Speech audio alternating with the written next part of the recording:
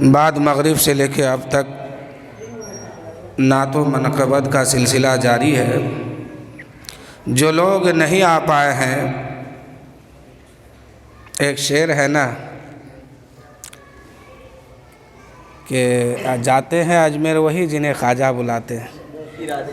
ہاں، ارادے لاکھ بنتے ہیں اور بن کے ٹوٹ جاتے ہیں، ہے نا؟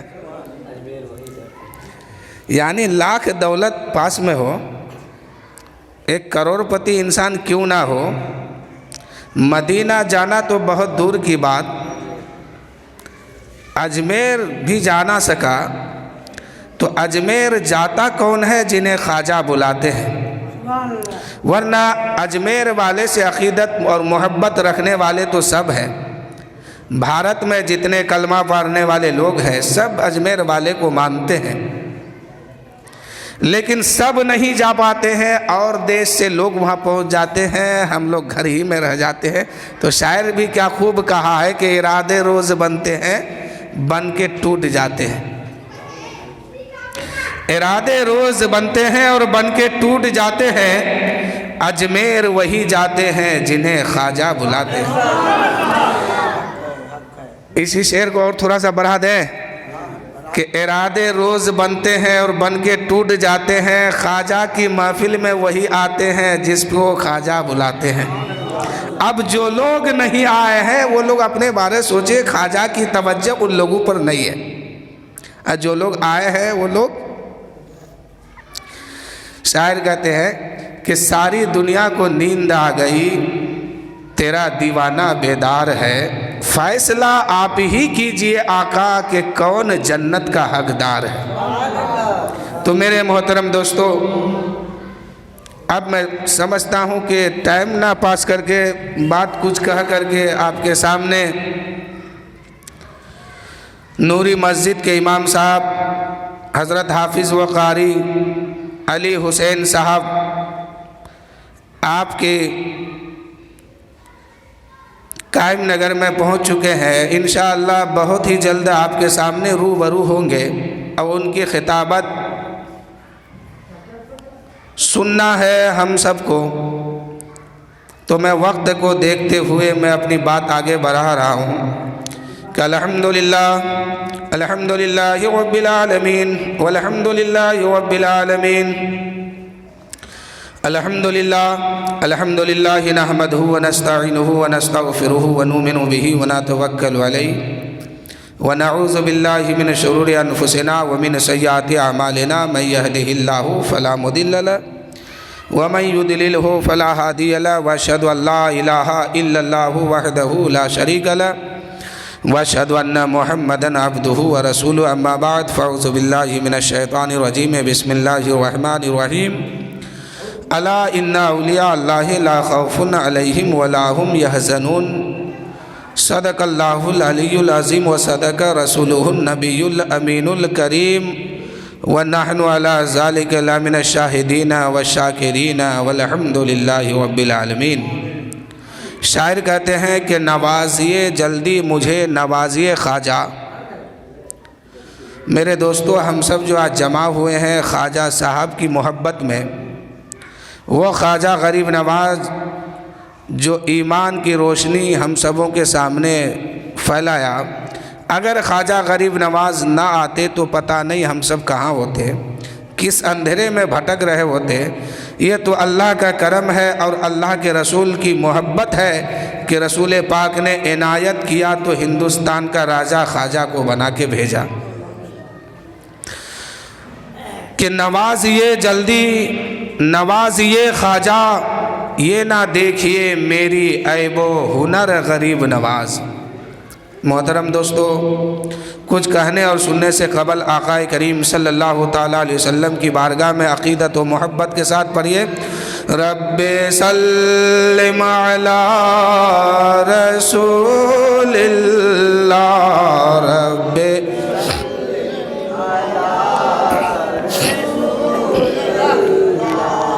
مرحبا مرحبا رسول اللہ، مرحبا مرحبا رسول رسول اللہ صلی اللہ تعالیٰ علیہ وسلم۔ حضرات، نعت پاک کا چند اشعار سماعت کرنے کی کوشش کر رہا ہوں، اس لیے کہ میں تو جھلک بابا ہوں نہیں کہ آپ کے سامنے اپنی آواز نکال کے رکھ دوں، اور میری آواز وعلیکم السلام۔ آئیے حضرت بیٹھ گئے، آپ کے سامنے اب آ ہی چکے ہیں حضرت، تو بس مختصر وقت میں آپ سے لوں گا کہ اجمیر کا یہ منظر ہے تو بغداد کا منظر کیا ہوگا۔ ذرا اپنے ذہن کو اجمیر پہنچائیے، پھر بغداد لے کے چلیے، کیونکہ بغیر وسیلہ اللہ کے رسول نے ہندوستان میں معین الدین کو بھیجا ہے، تو ایک معین الدین جو ہے اللہ اس کے رسول سے ملانے کا ایک زینہ ہے، ایک سیری ہے۔ اگر میرے خواجہ ہندوستان میں نہیں آتے تو اگر میرے خواجہ ہندوستان میں نہیں آتے تو نہ رسول تک کوئی پہنچ پاتا، نہ خدا تک پہنچ پاتا۔ تو خدا اور اس کے رسول تک پہنچنے کے لیے معین الدین بیچ میں ذریعہ ہے، ذریعہ۔ شعر سنیے کہ جب اجمیر میں اجمیر کا جب یہ منظر ہے تو بغداد کا منظر کیا ہوگا۔ اجمیر کا جب یہ منظر ہے بغداد کا منظر کیا ہوگا۔ رہتے ہیں جہاں نبیوں کے نبی، رہتے ہیں جہاں نبیوں کے نبی، وہ شہر منور کیا ہوگا۔ کہ رہتے ہیں جہاں نبیوں کے نبی، وہ شہر منور کیا ہوگا۔ میرے دوستو، جب اجمیر کا یہ عالم ہے کہ آج اجمیر کی دھرتی پر جا کے دیکھیے، آج چاند کی 7 تاریخ ہے، کل خواجہ غریب نواز کا عرس مبارک تھا، آج خواجہ غریب نواز کی در پہ جا کے دیکھیے، لاکھوں نہیں، کروڑوں نہیں، بلکہ بے گنتی مسلمان وہاں پہنچے ہیں، اپنے بھی پہنچے ہیں، غیر بھی پہنچے ہیں، عقیدت مند لوگ پہنچے ہیں، اور یہی کہتے ہیں اے میرے خواجہ اپنے رب سے دلا دیجئے، اے میرے خواجہ اللہ نے تو آپ کو اتنا نوازا ہے، اس میں کچھ حصہ ہمیں بھی عطا کر دیجئے، ہم فلاں مقصد سے آئے ہیں، ہم فلاں چیز کی فلاں حاجت کے لیے آئے ہیں۔ یعنی میرے خواجہ کی بارگاہ میں کروڑوں لاکھوں کروڑوں انسان خواجہ کی بارگاہ میں فریاد کرتے ہیں اے میرے خواجہ آج ہمارے لیے دعا کر دیجئے۔ آج رب کی رحمت تو آپ کی تربت پاک پر بے شمار برس رہی ہے، اے میرے خواجہ ہم پر بھی نظر کرم فرما دیجئے۔ جب اجمیر کا یہ حال ہے تو بغداد کا حال کیا ہوگا، اور جب بغداد کا یہ حال ہے تو مدینے کا کیا حال ہوگا۔ اس لیے تو شاعر کہتے ہیں کہ اجمیر کا جب یہ منظر ہے بغداد کا منظر کیا ہوگا۔ رہتے ہیں جہاں نبیوں کے نبی، رہتے ہیں جہاں نبیوں کے نبی، وہ شہر منور کیا ہوگا۔ رہتے ہیں جہاں نبیوں کے نبی، وہ شہر منور کیا ہوگا۔ اب ذرا اگلا شعر بغداد شریف لے چلیے ذہن کو کہ وہ کلمہ پڑھائے چوروں کو، مردوں کو اٹھا دے ٹھوکر سے۔ وہ کلمہ پڑھائے چوروں کو، مردوں کو اٹھا دے ٹھوکر سے۔ وہ کلمہ پڑھائے چوروں کو، مردوں کو اٹھائے ٹھوکر سے۔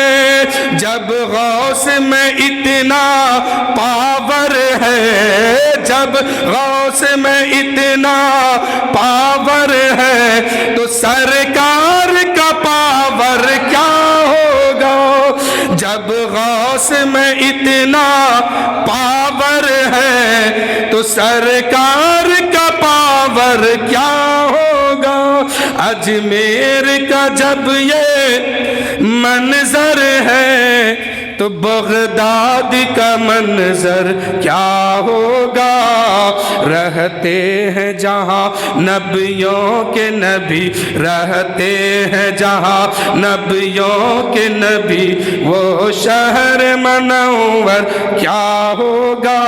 اور ایک شعر اور سنیے، کلیر شریف پہنچے دماغ لے کے، تصور کی حالت میں، عالم تصور میں کلیر شریف پہنچیے، حاضر ہوئیے کہ ہے آج بھی اپنے الجھن میں ہم نہیں، وہ جو اولیاء اللہ کا دشمن ہے ان کے بارے میں سنیے کہ ہے آج بھی اپنے الجھن میں، اٹھتے ہیں سوال اکثر من میں، ہے آج بھی اپنے الجھن میں، ہے آج بھی اپنے الجھن میں، اٹھتے ہیں سوال اکثر من میں، جو اپنا جنازہ خود ہی پڑھائے، جو اپنا جنازہ خود ہی پڑھائے،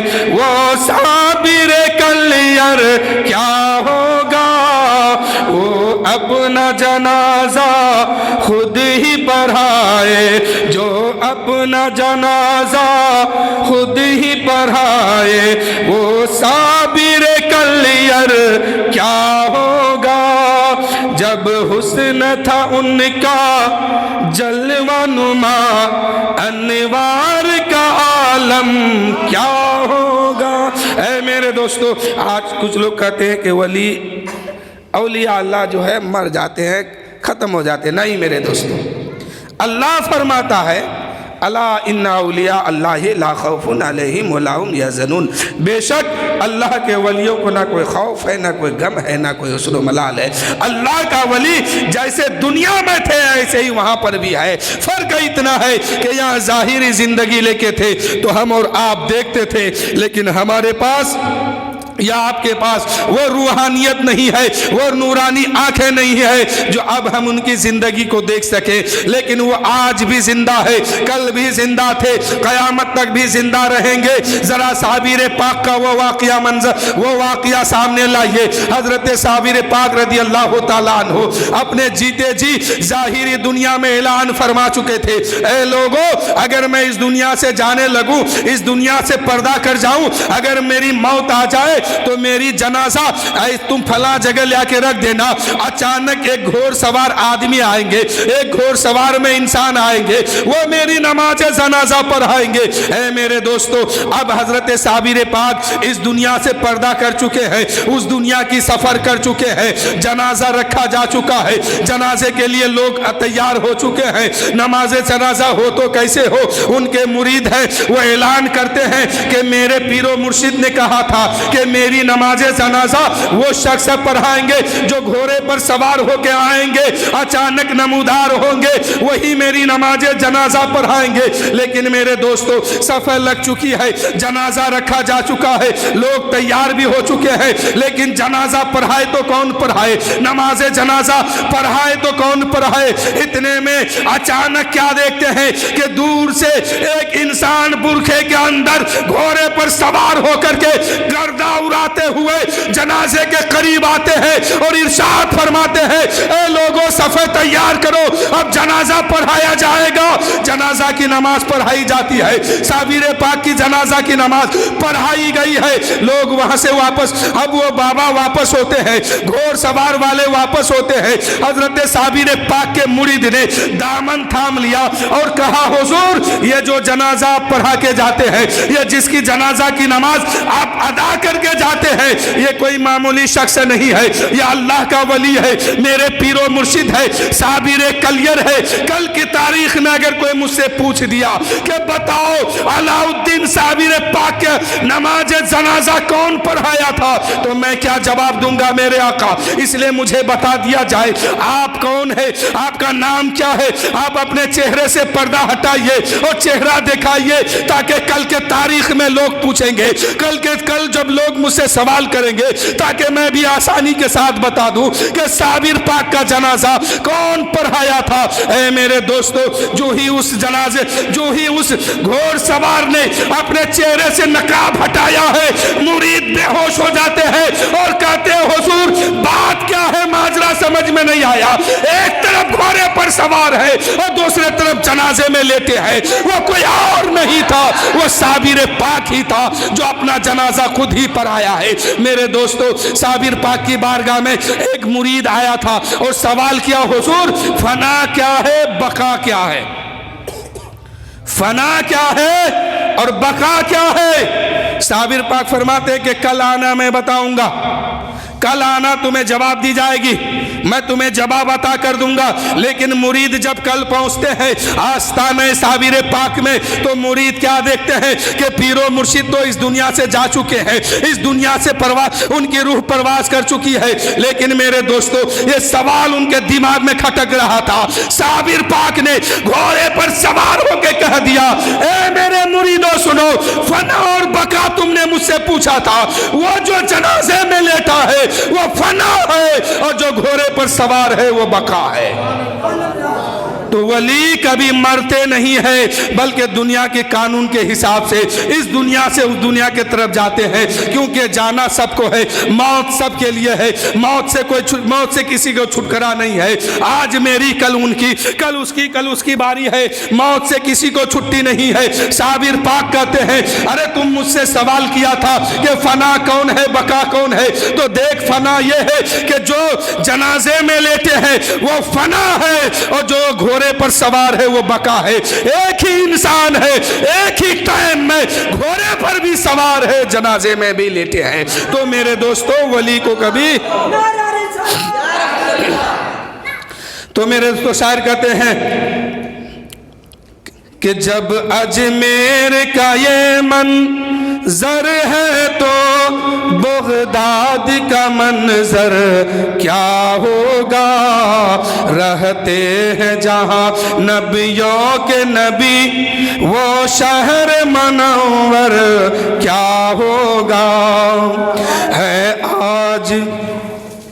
ہے آج بھی اپنے الجھن میں اٹھتے ہیں سوالک سر من میں، جو اپنا جنازہ خود ہی پڑھائے، جو اپنا جنازہ خود ہی پڑھائے وہ صابر کلیر کیا ہوگا۔ اور اگلا شعر سنیے کہ جب حسن تھا ان کا جلوہ نما انوار کا عالم کیا ہوگا، ہم جب حسن تھا ان کا جلوہ نما انوار کا عالم کیا ہوگا، ہر کوئی فدا ہے بن دیکھے دیدار کا عالم کیا ہوگا۔ ایک سمت علی، ایک سمت عمر صدیق ادھر عثمان ادھر، ایک سمت علی، ایک سمت عمر صدیق ادھر عثمان ادھر، ان جگمگ جگمگ تاروں میں مہتاب کا عالم کیا ہوگا۔ سمجھ رہے ہیں ہم جو بول رہے ہیں؟ ذرا کہیے سبحان اللہ۔ ارے دم نکل جائے پرواہ مت کیجئے، خواجہ غریب نواز کے نام پہ بیٹھے ہیں، صدقہ ہے خواجہ کا، کیا سبحان اللہ کہنے کے لائق ہم کو بنا دیا کہ ایک سمت علی، ایک سمت عمر صدیق ادھر عثمان ادھر، ان جگمگ جگمگ تاروں میں مہتاب کا عالم کیا ہوگا۔ اجمیر کا جب یہ منظر ہے بغداد کا منظر کیا ہوگا، رہتے ہیں جہاں نبیوں کے نبی، رہتے ہیں جہاں نبیوں کے نبی وہ شہر منور کیا ہوگا۔ اور آخری سے سماعت فرمائے کہ چاہے تو اشارے سے اپنے کایا ہی پلٹ میرے دوستو اللہ نے ولیوں کو وہ طاقت دیا ہے کہ اگر چاہے تو پوری دنیا کو ایک چنگل میں دبا کے ختم کر دے. پوری دنیا کو پلٹنے کی طاقت رکھتا ہے اولیاء اللہ. اور صابر پاک، ابھی میں بتا رہا تھا، صابر پاک رضی اللہ تعالیٰ عنہ جب کلیئر کے دھرتی پہ آئے ہیں تو صابر پاک کو لوگوں نے نہیں مانا. جب مانا نہیں تو صابر پاک کیا کیا جانتے ہیں؟ 12 کوس تک زمین کو الٹ دیے، یعنی نیچے کا حصہ اوپر کر دیا، اوپر کا حصہ نیچے. جتنے لوگ ہیں، جتنے جانور ہیں، جتنے گھر ہیں، سب مٹی کے نیچے جیتے جی دفن ہو گیا. یہ اولیاء اللہ کے اندر طاقت ہے. تو شاعر کیا کہتے ہیں وہ سنیے کہ چاہے تو وہ اشارے سے، وہ چاہے تو اشارے سے اپنے کایا ہی پلٹ دے دنیا کی. چاہے تو اشارے سے اپنے کایا ہی پلٹ دے دنیا کی. چاہے تو اشارے سے اپنے کایا ہی پلٹ دے دنیا کی. یہ شان ہے ان کے غلاموں کی تو سردار کا عالم کیا ہوگا. یہ شان ہے ان کے غلاموں کی تو مدینے میں تو سردار ہے، ان کا عالم کیا ہوگا. تو میرے دوستو اللہ تعالیٰ قرآن مقدس میں ارشاد فرمایا الا ان اولیاء اللہ لا خوف علیہم ولا هم یحزنون.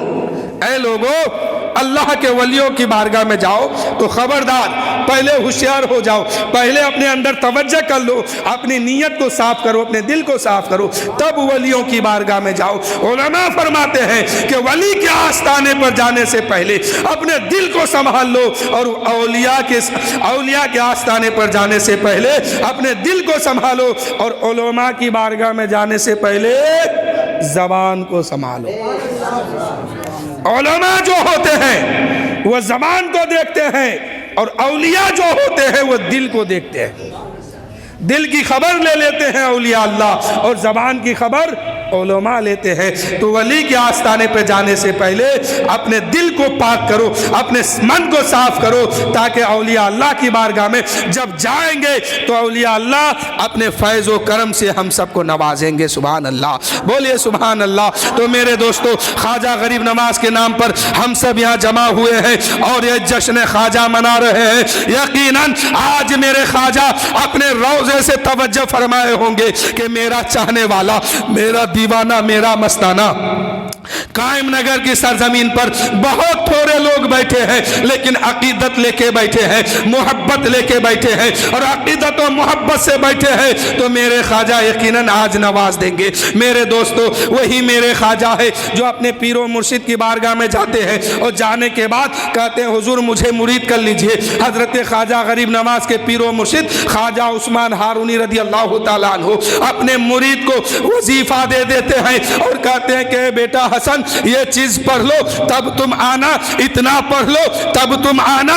اس کے بعد خواجہ معین الدین کہتے ہیں کہ ہم نے اتنا پڑھ لیا، وظیفہ مکمل کر لیا. اس کے بعد اپنے پیر و مرشد کی بارگاہ میں حاضر ہو گئے ہیں. میرے پیر و مرشد فرماتے ہیں اے بیٹا حسن ذرا آسمان کے طرف دیکھو. جب میں نے آسمان کے طرف نگاہ اٹھایا ہے میں کیا دیکھتا ہوں کہ عرش اعظم مجھے نظر آ رہی ہے، عرش اعظم تک میں دیکھتا ہوں. حضرت خواجہ عثمان ہارونی نے فرمایا اے معین الدین آپ کیا دیکھتے ہو؟ معین الدین کہنے لگے حضور عرش اعظم نظر آ رہی ہے، عرش اعظم کو دیکھتا ہوں. خواجہ عثمان ہارونی نے فرمایا اے بیٹا اب 1000 مرتبہ قل هو اللہ احد پڑھ لو، سورہ اخلاص پڑھ لو، اس کے بعد میرے پاس آنا. پھر 1000 مرتبہ سورہ اخلاص پڑھتے ہیں، قل هو اللہ احد پڑھتے ہیں.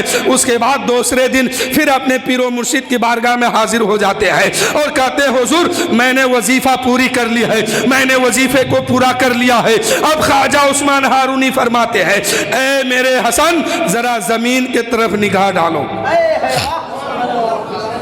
ذرا زمین کے طرف نگاہ ڈالو.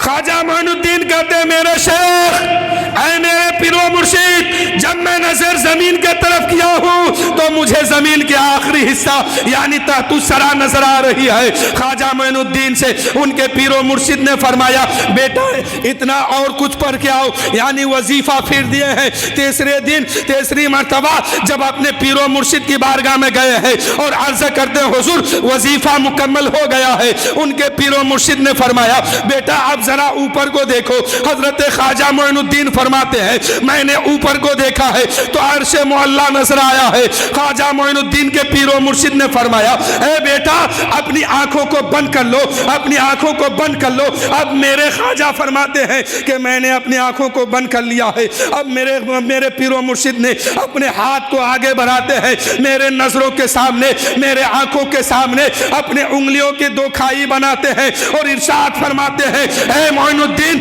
जरा आंखें खोलो। मैंने आंखें खोला है तो मेरे पीरो मुर्शिद फरमाते हैं ए मोइनुद्दीन मेरे उंगलियों के दो खाइयों से देखो, इसके बीचों बीच देखो क्या दिखाई देता है। मोइनुद्दीन कहते हैं कि मैंने अपने पीरो मुर्शिद के उंगलियों के तरफ देखना शुरू किया है तो मैं क्या देखा कि मोइनुद्दीन लिखते हैं कि मेरे पीरो मुर्शिद मैं 18,000 मखलूक को देखता हूँ, मैं 18,000 मखलूक को देखता हूँ। मेरे दोस्तों पीरो मुर्शिद ने कहा, पीरे कामिल ने कहा, आका ने फरमाया ए मेरे बेटे हसन अब तुम मुकम्मल हो चुके हो, मैं जहाँ तक पहुँचाना चाहता था तुम पहुँच चुके हो। चलो आप अपने नबी की बारगाह में चलो, अपने नबी से सलाम अर्ज कर दो, अपने नबी के यहाँ चलो। मेरे दोस्तों अब पीर और मुरीद दोनों आगे चले हैं। चलते चलते मक्का शरीफ पहुँचते हैं, खाने काबा के करीब पहुँचते हैं। वो खाने काबा मोइनुद्दीन को देख रहा है और मोइनुद्दीन खाने काबा को देखते हैं। इतने में पीर ने फरमाया, मेरे ख्वाजा के पीरो मुर्शिद ने फरमाया ए परवरदिगार हम मोइनुद्दीन को तेरी बारगाह में लाया हूँ, मौला इसे तू कबूल फरमा। उस वक्त काबा हसरत से बरसा और इतना बरसा पता नहीं मोइनुद्दीन को क्या क्या फैज मिल गया। उस वक्त आवाज आती है ए मोइनुद्दीन, ए ख्वाजा उस्मान हारूनी, हमने तेरे मोइनुद्दीन को कबूल फरमा लिया, हमने तेरे मोइनुद्दीन की जिंदगी को कबूल फरमा लिया। अब मेरे दोस्तों वहां से मेरे ख्वाजा आगे बढ़ते हैं, आगे बढ़ना शुरू कर देते हैं। पीर कामिल ने फरमाया ए बेटा चलो अपने नाना के रोजे पर चलते हैं, हाजिरी देते हैं, रसूल पाक के रोजे पे हाजिरी देते हैं। मेरे दोस्तों अब मक्का से चले हैं, पीर भी साथ में है, मुरीद भी साथ में है। पहुंच गए मदीना शरीफ, अब सामने रसूल पाक का रोजा है, मस्जिद नबवी में तशरीफ ले जाते हैं। वो मस्जिद नबवी जिस मस्जिद में पैगंबर इस्लाम यानी इस्लाम का पहला अमीर जो है उसी मस्जिद में रहा करते थे, उस मस्जिद में जाके दाखिल होते हैं। जिस मस्जिद में कुरान जिब्राइल लेके आते थे उस मस्जिद में जाके हाजिरी देते हैं, जिसमें मेरे आका सल्लल्लाहु अलैहि वसल्लम अक्सर तशरीफ फरमा होते थे। उस मस्जिद में जाते हैं जहां कभी हसन भी आते थे, जहां कभी हुसैन भी आते थे, जहां सिद्दीक अकबर भी आते थे, उस्मान गनी भी आते थे, मौला अली भी आते थे और ख्वाजा उस्मान हजरत सिद्दीक अकबर भी आते थे और हजरत उस्मान भी आते थे। मेरे दोस्तों उसके बाद पीरो मुर्शिद कहते हैं ए बेटा चलो अपने नाना के रोजे पर चलो, हाजिरी दे दो। अब ख्वाजा आगे बढ़ते हैं, कभी पीछे हटते हैं, कभी आगे बढ़ते हैं, कभी पीछे हटते हैं। मोइनुद्दीन से उनके पीरो मुर्शिद ने कहा ए बेटा आगे क्यों नहीं बढ़ते हो? मोइनुद्दीन कहते हैं ए मेरे शेख ये वो रोजा है, ये रोजा में अल्लाह ताला अपनी पूरी रहमत इस पर निछावर कर देती है, रब की कुदरत जो है इसमें बरसती है, अल्लाह अपने रहमत को इसमें नाजिल फरमाया है, अल्लाह ताला अपनी पूरी रहमत को इस तुरबत पाक पर निछावर कर देता है। मेरे दोस्तों मोइनुद्दीन आगे बढ़ते हैं, मोइनुद्दीन आगे बढ़ते हैं, नबी के रोजे के करीब जाते हैं, सलाम अर्ज करते हैं अस्सलामु अलैकुम या रसूल अल्लाह।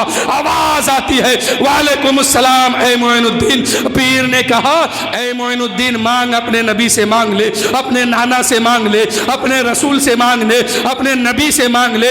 मोइनुद्दीन पता नहीं क्या मांगा, मोइनुद्दीन पता नहीं क्या मांगे कि नबी पाक के रोजे से हिंदू वलायत हिंदुस्तान मोइनुद्दीन को अता होता है।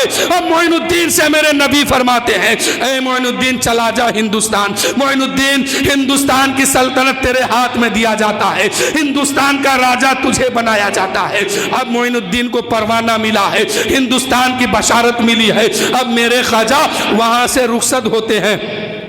پہلی رات گزرتی ہے, معین الدین وہاں سے واپس نہیں آئے. دوسرا دن آتا ہے, پھر دوسرا دن معین الدین وہاں سے واپس نہیں آئے. معین الدین نے دوسری رات جب آرام کے لیے سوئے ہیں, معین الدین کی آنکھ لگتی ہے. خواب میں نبی تشریف لاتے ہیں اور میرے نبی فرماتے ہیں, اے معین الدین تمہیں تو ہندوستان کی بشارت ملی تھی, ہندوستان کی حکومت ملی ہے, ہندوستان کا بادشاہ تجھے بنایا گیا, لیکن تم ہندوستان گئے نہیں. معین الدین کہتے حضور, معین الدین کہتے یا رسول اللہ آپ کا حکم ہے میرے آقا, میں چلے جاؤں گا ہندوستان, لیکن یا رسول اللہ ہندوستان کا نقشہ میں نہیں دیکھا ہوں, ہندوستان کہاں ہے میں نہیں جانتا ہوں, ہندوستان جاؤں تو جاؤں کیسے, وہاں کے لوگ کیسے ہوں گے, وہاں کے رہنا کیسا ہوگا, وہاں کے لوگ کیسے ہوں گے, کیسے میں ہندوستان جاؤں. اتنے میں میرے نبی صلی اللہ علیہ وسلم اپنے کرتے مبارک سے ایک چمڑا نکالتے ہیں اور معین الدین کے ہاتھ میں تھما دیتے ہیں. ارشاد فرماتے پیغمبر اسلام, اے معین الدین اس میں ہندوستان کا نقشہ ہے, اسی نقشے پر ہندوستان پہنچ جاؤ. وہاں پر ایک اجمیر نام کا جگہ ہے, اسی جگہ پہ قیام کرو. اب معین الدین وہاں سے چلے ہیں, لیکن تیسرا دن بھی آیا ہے, معین الدین جانے کے لیے تیار نہیں ہے, معین الدین جا نہیں رہے ہیں, معین الدین رک گئے ہیں. تیسری رات جب آتی ہے, معین الدین سو جاتے ہیں, نیند لگ جاتی ہے, آنکھ لگ جاتی ہے. خواب میں میرے نبی تشریف فرما ہوتے ہیں, میرے آقا فرماتے ہیں, اے معین الدین اب کیا ہوا کہ رک گئے. معین الدین کہتے ہیں یا رسول اللہ, یا حبیب اللہ, جب مجھے آپ کی یاد ستاتی ہے, آپ کا روضہ دیکھ لیتا ہوں, مجھے سکون مل جاتا ہے, آپ کے دیدار ہو جاتا ہے. لیکن میرے آقا مدینہ اور ہندوستان بہت دور ہے. میرے آقا اگر میں ہندوستان چلا گیا, آپ کی یاد ستائے, تو میں کیا کروں گا وہاں. میرے نبی فرماتے ہیں, اے معین الدین جا, چلا جا ہندوستان, اور جب وہاں جاؤ گے اگر میری یاد تمہیں ستائے تو تم اپنے دل کے طرف دیکھ لینا, مجھے میری صورت تمہیں نظر آنے لگے گی. میرے نبی صلی اللہ علیہ وسلم اپنا ہاتھ, اپنا دست مبارک, اپنا ہاتھ رسول حضرت خواجہ معین الدین رضی اللہ تعالیٰ عنہ کے سینے پہ رکھتے ہیں.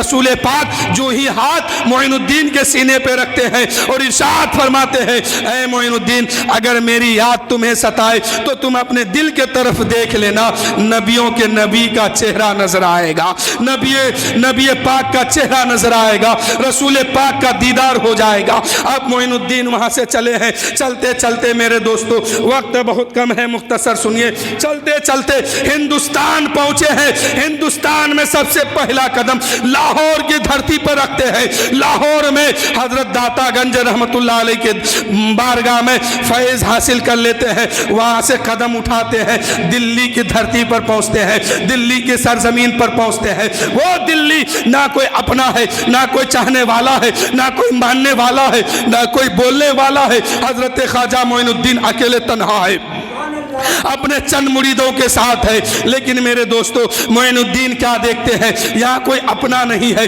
سب بیگانے ہیں, یہاں کوئی بات کرنے والا نہیں ہے, سب دشمن نظر آ رہا ہے. اس وقت معین الدین نے کیا کیا, ایک دلی میں کھنڈرا کے سامنے ایک راجا کا محل تھا, یعنی راجا پرتھوی راج کا گورنر اسی کھنڈرا کے محل کے سامنے رہتا تھا. اسی محل کے سامنے ایک مندر تھا, اسی مندر کے دیوار میں ٹیک لگا کر کے معین الدین بیٹھ جاتے ہیں. میرے خواجہ بیٹھ جاتے ہیں, رات بھر اللہ اللہ کا ذکر کرتے ہیں, کبھی نماز پڑھتے ہیں, کبھی اللہ اللہ کرتے ہیں, کبھی رکوع کرتے ہیں, کبھی سجدہ کرتے ہیں. رات ختم ہوتی ہے, صبح ہوتا ہے. اس وقت لوگوں نے دیکھا, پہلی بار لوگوں نے دیکھا ہے کہ یہاں اللہ کے نام کا کلمہ گایا جاتا ہے, اذانیں ہو رہی ہے, نماز ہو رہی ہے. کبھی لوگ سجدے میں جاتے ہیں, کبھی لوگ رکوع میں جاتے ہیں, کبھی لوگ قیام میں جاتے ہیں, کبھی لوگ سجدہ کر رہے ہیں, تو کبھی اللہ اللہ کرتے ہیں. دھرتی بھارت کی دھرتی ہے, دلی کے سرزمین میں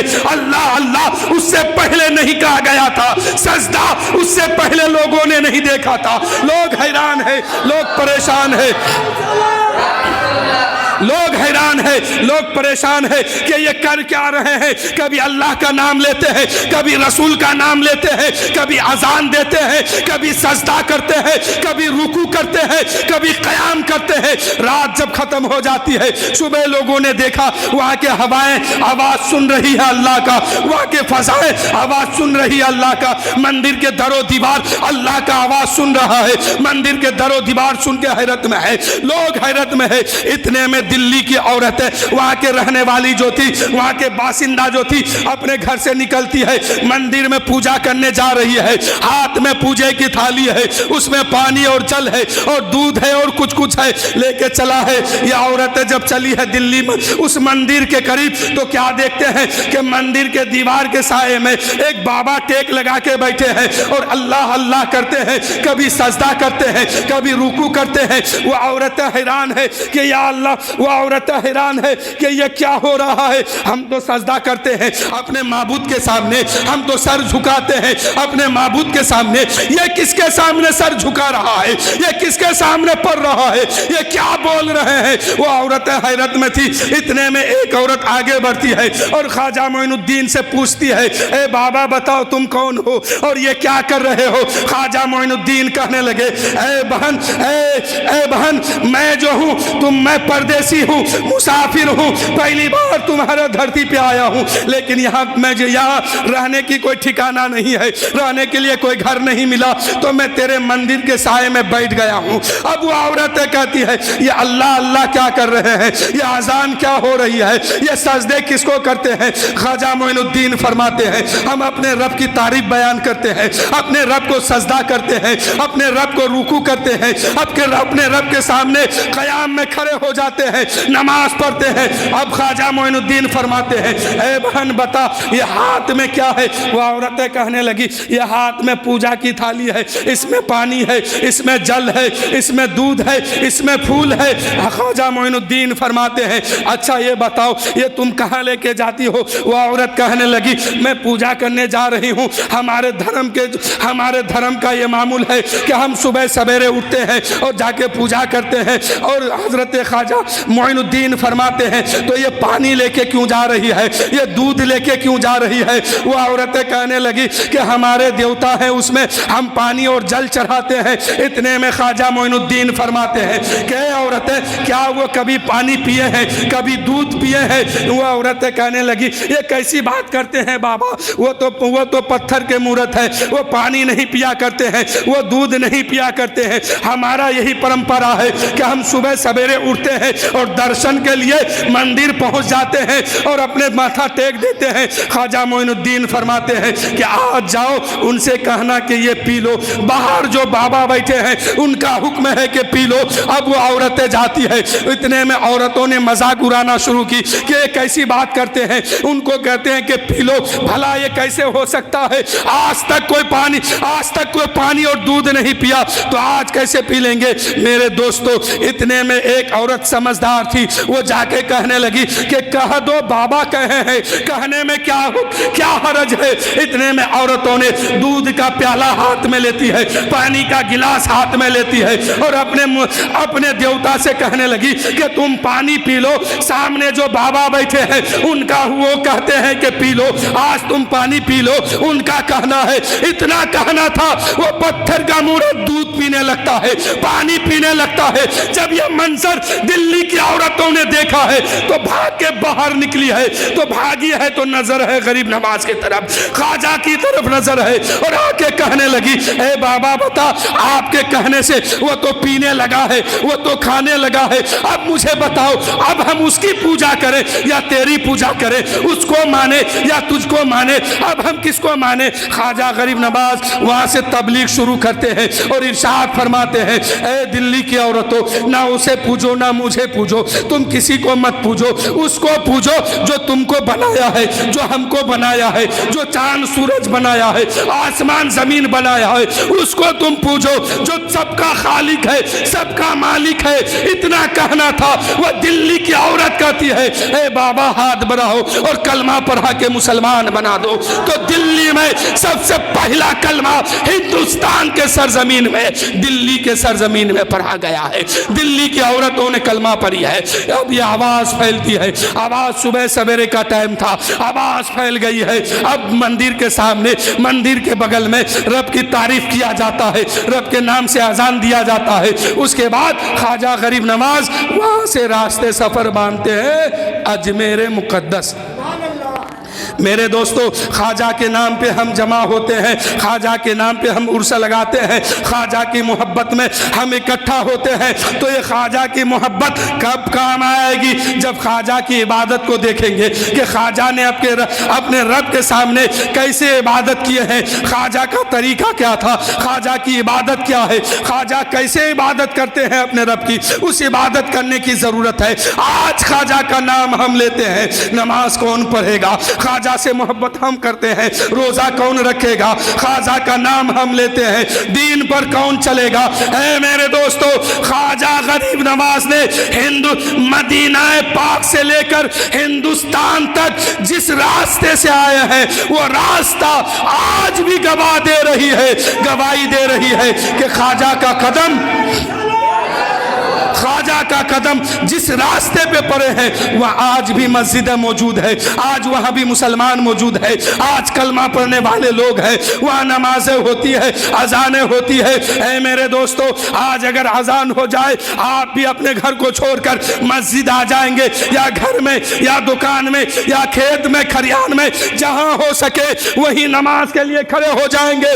تو خواجہ غریب نواز کی توجہ ہوگی اور خواجہ غریب نواز اپنے نبی کے سامنے ایک حاضری لگائیں گے اور عرض کریں گے, یا رسول اللہ, جس کا رہنما آپ نے مجھے بنا کے بھیجا ہے, میرے رعایوں کی کوئی نماز قضا نہیں ہے, میرے ماننے والوں کی نماز قضا نہیں ہے, میرے چاہنے والوں کی کوئی روزہ قضا نہیں ہے. تو یقیناً میرے دوستو, گنبد خضرا کے اوپر سے کرامتوں کی بادل اٹھے گی اور ہندوستان کے سرزمین پر آ کر آپ کے سروں پر ایسا برسے گی کہ کرامتوں کا بادل ایسا برسے گی کہ اعلیٰ حضرت فرماتے ہیں کہ میرا تن من دھن سب پھونک دیا, یہ جان بھی پیارے چلا جانا.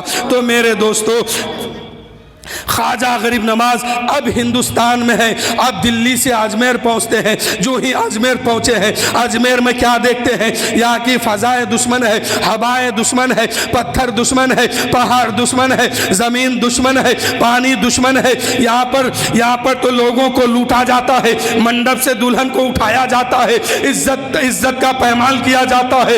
راجہ پرتھوی راج اپنی حکومت چلاتا ہے, غریبوں پر اتیاچاری کرتا ہے. خواجہ غریب نواز ایک پتھر کے چٹان کے سامنے جا کے بیٹھ گئے. رات بھر اللہ اللہ, دن بھر اللہ اللہ, یعنی صبح ہے تو اللہ, شام ہے تو اللہ, نماز روزہ سب ہو رہی ہے. اب میرے دوستو, کچھ دن گزر گیا ہے. راجہ پرتھوی راج کو خبر ملتی ہے کہ ایک بابا آئے ہیں ہمارے اجمیر میں, جو پتھر کے چٹان میں ٹیک لگا کر اللہ اللہ کہتے ہیں, کبھی سجدہ کرتے ہیں, کبھی رکوع کرتے ہیں, کبھی نماز پڑھتے ہیں. اس نے کہا, راجہ پرتھوی راج نے کہا, جاؤ اس بابا سے کہہ دو کہ یہاں سے چلا جائے. خواجہ غریب نواز نے فرمایا, اے راجہ پرتھوی راج, میں جانے نہیں آیا ہوں, تمہیں بھگانے آیا ہوں. سلطنت اب تمہاری نہیں, میرے ہاتھ میں ہے. راجہ پرتھوی راج نے کہا کہ اے بابا, یہ زمین میری ہے, پہاڑ میرے ہے, پہاڑ میرے ہے, ہوائیں میری ہے, فضائیں میری ہے, دریا میرے ہے, سمندر میرے ہے, پانی میرے ہے, انا ساگر میرے ہے, تراگر پہاڑ میرے ہے, حکومت میری ہے, راجہ میں ہوں, بادشاہ میں ہوں, مجھے بھگانے کی بات کرتے ہو. خواجہ غریب نواز فرماتے ہیں, اے پر راجہ پرتھوی راج, ظلم کرنا چھوڑ دے, غریبوں کو ستانا چھوڑ دے, دوسروں کی ماں بہن کو بے عزت کرنا چھوڑ دے, تو تمہیں رہنے کا حق دیا جائے گا. لیکن پرتھوی راج نے کہا یہ نہیں ہو سکتا. تو خواجہ غریب نواز فرماتے ہیں کہ پھر تمہیں یہاں سے بھاگنا ہوگا, پھر تمہیں یہاں سے جانا ہوگا. میرے دوستو, راجہ پرتھوی راج نے کہا کہ بابا, یہ زمین تو میری ہے, حکومت میری ہے, سب کچھ میرا ہے, پھر آپ بھگانے کی بات مجھے کیوں کرتے ہیں؟ آپ بھاگ جائیے. خواجہ نے فرمایا, دیکھ, اللہ اللہ تعالیٰ نے میرے ہاتھ میں ہندوستان کی حکومت دیا ہے اور میرے نبی نے عطائے رسول بنا کر مجھے یہاں بھیجا ہے. ہندوستان کی حکومت اب تیرے ہاتھ میں نہیں ہے, ہندوستان کی حکومت اب میرے ہاتھ میں ہے. یہاں کا بادشاہ میں ہوں, یہاں کا راجہ میں ہوں, یہاں کا حکمراں میں ہوں. اب جو میں کہوں گا وہی ہوگا, اب جو تم کہو گے وہ نہیں ہوگا. تو میرے دوستو, خواجہ صاحب کے سامنے راجہ پرتھوی راج نے جنگ چھیڑ دیا. خواجہ صاحب نے فرمایا, اے راجہ پرتھوی راج, دیکھیے یہ زمین ہے, یہ پتھر ہے, یہ پیڑ ہے, یہ پودے ہیں, یہ پہاڑے ہیں, یہ پانی ہے, یہ سب کچھ ہے. اگر تمہیں عقل ہے, تمہارے اندر طاقت ہے, تو اس پہاڑ کا سینہ چاک کر دیکھ, اس میں لفظ اللہ داخل ہو چکا ہے. اگر تمہارے اندر طاقت ہے تو اس پہاڑ کو پھاڑ کے دیکھ, اس میں لفظ اللہ داخل ہو گیا ہے. اس چٹان کو پھاڑ کے دیکھ, اس میں لفظ اللہ نقش ہو چکا ہے. انا ساگر پانی کو اٹھا کے دیکھ, اس میں اس نے اللہ کا نام پڑھنا شروع کر دیا ہے. اس لیے اگر بھاگنا ہے تو تمہیں بھاگنا ہوگا, میں نہیں بھاگوں گا, ورنہ میری بات مان لو. راجہ پرتھوی راج نے وہاں سے طرح طرح کا اپنا جو پروگنڈا تھا وہ کیا, لیکن میرے دوستو ایک دن خواجہ کے سامنے ہار گیا. خواجہ کے سامنے مقابلے میں بڑے بڑے جادوگر کو بلایا. رام دیو جادوگر, جے پال جوگی جو سب سے بڑا جادوگر تھا اس کو بلایا. بلانے کے بعد اپنا کار کرتوت شروع کیا. جے پال جوگی آیا اور کہا کہ اے راجہ پرتھوی راج, آپ کیوں پریشان ہیں, میں چٹکی بجاؤں گا یہ بھاگ جائیں گے. کہا کہ اچھا کرو, پھر جو تم مانگو گے دیا جائے گا. جوگی جے پال سامنے آیا, اپنا جادو چلایا, سانپ بھیجا. خواجہ غریب نواز نے اپنے مریدوں کو اکٹھا کیے اور حصار باندھ دیا آیت الکرسی پر کے, اور کہے کہ اس سے باہر مت نکلنا. اب ادھر سے سانپ آیا, وہاں جا کے جل گیا. جوگی جے پال جب ہار گیا تو کہا کہ اے خواجہ, اب مقابلہ زمین پر نہیں ہوگی, اب ہواؤں میں مقابلہ کرنا ہے. تو خواجہ نے فرمایا وہ کیا؟ تو جے پال جوگی نے کہا کہ میں ہوا میں اڑ رہا ہوں, میں ہوا میں جا رہا ہوں, اگر آپ کے اندر طاقت ہے تو مقابلہ کیجئے. اتنے میں جے پال جوگی اڑا. تو خواجہ صاحب کے ساتھ 2 کھرنگ بھی تھے. تو خرنگوں نے کہا کہ حضور آپ کے ساتھ جتنے انسان آئے تھے وہ لوگ تو اپنا کام کر رہے ہیں, میں کام نہیں کر پا رہا ہوں, مجھے بھی اجازت دیجئے. خواجہ صاحب نے فرمایا کیا؟ تو وہ خرنگ کہنے لگے حضور اگر آپ کا اشارہ ہو جائے تو جے پال جوگی کو تیرے قدموں میں لا کے رکھ دوں گا. جے پال جوگی ہواؤں میں اڑ رہا ہے, فضاؤں میں پہنچا ہوا ہے, کبھی بادل میں جا کے چھپتا ہے. ادھر میرے خواجہ کے سامنے خرنگ پریشان ہے. خراؤن کہنے لگتا ہے حضور مجھے بھی اجازت دیجئے. خواجہ غریب نواز نے اجازت دے دی. دونوں خرنگ اڑنے لگا. راستے میں بات ہو گئی, راستے میں مشورہ ہو گئی کہ ایک تم جو ہے بائیں طرف رہنا, میں دائیں طرف رہوں گا. اگر تمہارے طرف دیکھے گا میں برس پڑوں گا, میرے طرف دیکھیں گے تم برس پڑنا. اب دونوں اڑنے لگا ہے. دونوں اڑتے اڑتے جے پال جوگی کے دائیں بائیں پہنچ چکا ہے. اب جے پال جوگی کے سر پر خرنگ جب برسنا شروع کیا ہے, کبھی جے پال جوگی بائیں دیکھتا ہے, کبھی دائیں دیکھتا ہے کہ آدمی کا پتہ نہیں ہے مارنے والا کون ہے. آدمی تو دکھائی نہیں دیتا, مارنے والا کون ہے. تب نظر پڑی ہے کہ یہ تو آدمی نہیں ہے, خواجہ کا خرنگ ہے. خواجہ کا خرنگ مجھے مار رہا ہے. دونوں مارتے ہوئے خواجہ کے قدموں میں لا کے جے پال جوگی کو رکھ دیا. اب جے پال جوگی کہنے لگا حضور میری گستاخی معاف ہو, کلمہ طیب پڑھا کے مسلمان بنا دو. اب راجہ نے دیکھا کہ سب سے بڑا پہلوان کلمہ پڑھ لیا, سب سے بڑا پہلوان قبول کر لیا. اب ہم کیا کریں؟ راجہ کی ہار ہوئی, خواجہ کی جیت ہوئی. تو میرے دوستو وقت بہت کم ہے, مختصر وقت میں آپ سے لینے کا وعدہ کیا تھا, تھوڑا سا زیادہ ہو گیا ہے. اب میں آپ کے سامنے بہترین خطابت کا جو مالک ہے حضرت حافظ و قاری علی حسن صاحب نوری مسجد بیرمپور. بس آپ کے سامنے ان قریب آئیں گے اور آ کر کے اپنے خطابت سے سامعین کے دل کو جیت لیں گے اور آپ بھی ان کا دل جیت لیجئے. سبحان اللہ کا.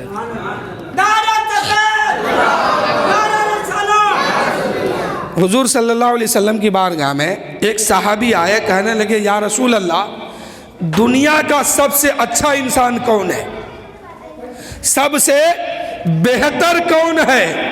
میرے نبی فرماتے ہیں کہ جاتے آخری دم تک اس دنیا سے جاتے جاتے زبان سے ذکر الہی کرتے چلے جائے.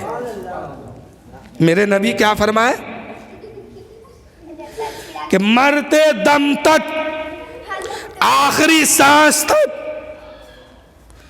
یعنی موت کے بستر پر سونے سے پہلے تک رب کی تعریف کرتے ہوئے جائے, وہی اچھا ہے. تو آپ اور ہم جو یہاں جمع ہوئے ہیں سبحان اللہ کہتے ہیں, الحمدللہ پڑھتے ہیں, کبھی یا رسول اللہ یا حبیب اللہ کہتے ہیں, تو یہ کیا ہے؟ ذکر الہی ہے.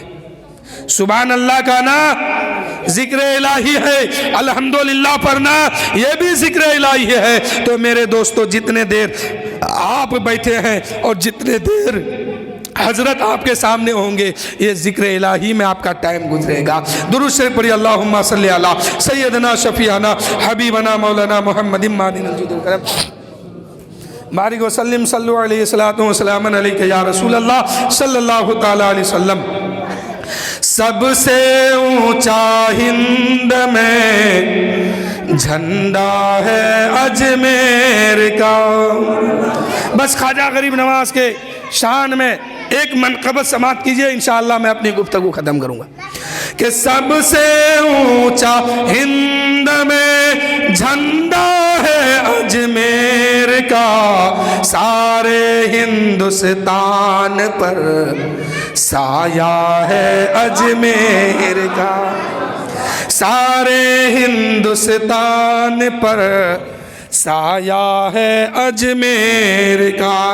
ذرہ ذرہ نور میں ڈوبا ہے اجمیر کا, چپا چپا جنت کا ٹکڑا ہے اجمیر میں. میرے دوستو, چپا چپا جنت کا ٹکڑا ہے اجمیر میں.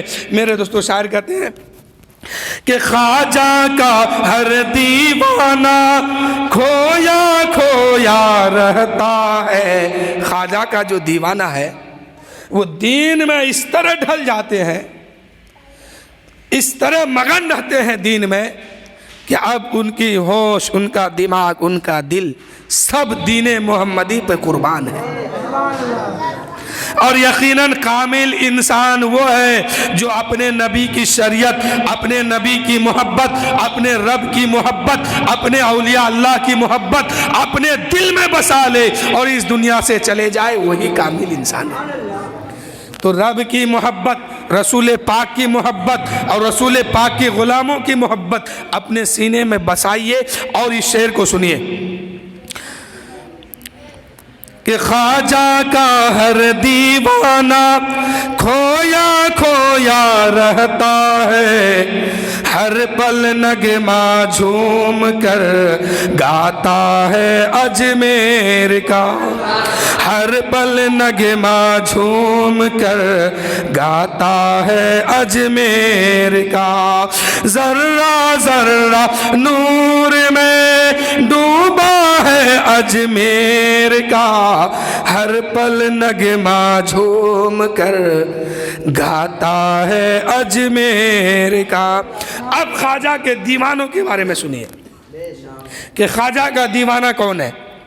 کہ بزم میں بازاروں میں گلیوں میں صحراؤں میں, بزم میں بازاروں میں گلیوں میں صحراؤں میں, جس جانب بھی دیکھیے چرچا ہے اجمیر کا, جس جانب بھی دیکھیے چرچا ہے اجمیر کا. سب سے اونچا ہند میں جھنڈا ہے اجمیر کا سارے ہندوستان پر سایہ ہے اجمیر کا. اور آخری شعر سماعت فرمائے کہ خواجہ کے دربار میں اپنا ہو یا بیگانہ. آج خواجہ کے در پر میلہ لگا ہے، ایک بھیڑ سجی ہے. اس بھیڑ کو آپ دیکھیں گے تو صرف اپنا نہیں ہے، صرف مسلمان نہیں ہے، بلکہ اور مذہب کے لوگ وہاں پہنچے ہیں اور سب یہی تمنا کرتے ہیں اے خواجہ آپ تو عطائے رسول ہے، اللہ نے آپ کو عطائے رسول بنا کر، اللہ نے آپ کو عطائے رسول بننے کا موقع دیا ہے اور رسول پاک نے آپ کو عطا کیا ہے. آپ کا لقب خواجہ معین الدین عطائے رسول حسن سنجری ہے، تو آپ کو لقب بھی ہے اور عطا بھی نبی نے کیا ہے. تو آج ہم آپ کے دربار میں آئے ہیں، آج ہماری مدد کیجئے، آج ہم پر نظر کرم فرمائیے. شاعر کہتے ہیں کہ خواجہ کے دربار میں اپنا ہو یا بیگانہ، خواجہ کے دربار میں اپنا ہو یا بیگانہ، سب کو دیتا ہے ایسا داتا ہے اجمیر میں، سب کو دیتا ہے ایسا داتا ہے اجمیر میں. ذرہ ذرہ نور میں ڈوبا ہے اجمیر کا، چپا چپا جنت کا ٹکرا ہے اجمیر کا. تو میرے دوستو اللہ تعالیٰ نے قرآن مقدس میں ارشاد فرمایا الا ان اولیاء اللہ لا خوف علیہم ولا هم یحزنون. اے لوگو اولیاء اللہ جو ہوتے ہیں وہ کسی دنیا والوں سے ڈرتے نہیں ہیں، کسی دنیا والوں کی پرواہ نہیں کرتے ہیں. وہ ڈرتے ہیں تو اپنے رب سے ڈرتے ہیں، اپنے رب کے نبی سے ڈرتے ہیں، اپنے رب کے محبوب سے ڈرتے ہیں، کسی دنیا والوں سے نہیں ڈرتے ہیں. اس لیے اللہ فرماتا ہے اے لوگو جب میرے محبوب بندہ کی بارگاہ میں یعنی کسی ولی کی آستانے میں یا کسی ولی کی بارگاہ میں جاؤ تو اپنے دل کو سنبھال کے رکھو، اس لیے کہ وہ تمہارے دل کو دیکھتے ہیں، تمہاری زبان کی نہیں بلکہ دل کی وہ سنتے ہیں. تو دل کو سنبھال کے جانا، اولیاء اللہ کی بارگاہ میں جانا اور دل سے کسی ولی کے آستانے سے مانگنا یقیناً مراد پوری ہوتی ہے. ہم کسی ولی کے آستانے میں جائیں گے اور دل سے مانگیں گے، یقیناً ہم سب کو عطا کیا جائے گا، ہم سب کو دیا جائے گا. میرے دوستو خواجہ غریب نواز ہی تو ہے کہ آتے ہی ہندوستان میں اعلان کرنے لگے اے لوگوں سنو، اے بھارت کے بسنے والے لوگوں سنو، میں کسی بھارت واسیوں کے جسم پر حکومت کرنے نہیں آیا ہوں، میں تو بھارت واسیوں کے دلوں پر حکومت کرنے آیا ہوں.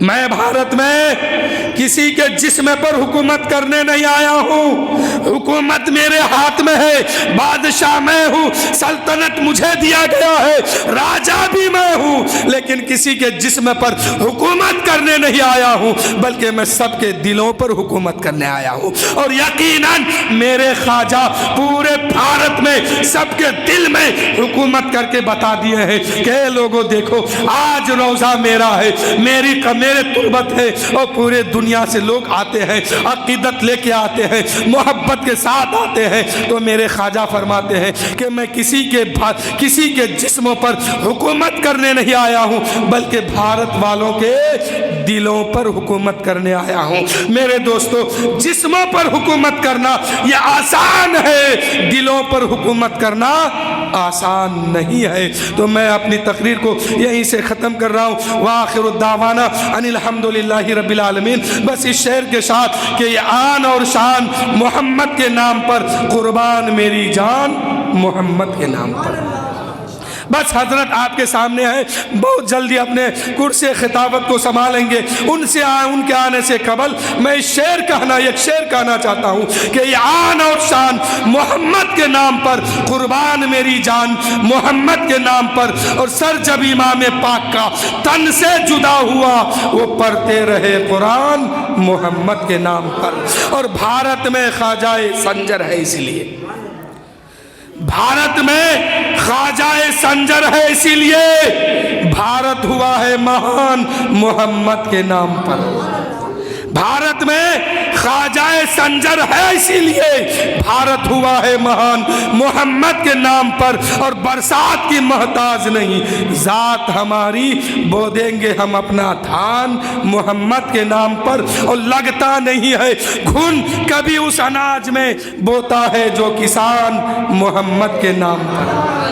लगता नहीं है घुन कभी उस अनाज में बोता है जो किसान मोहम्मद के नाम पर। मेरे दोस्तों, अब मैं आपके सामने बहुत ही मशहूर व मारूफ खतीब को पेश करने जा रहा हूँ कि हजरत आइए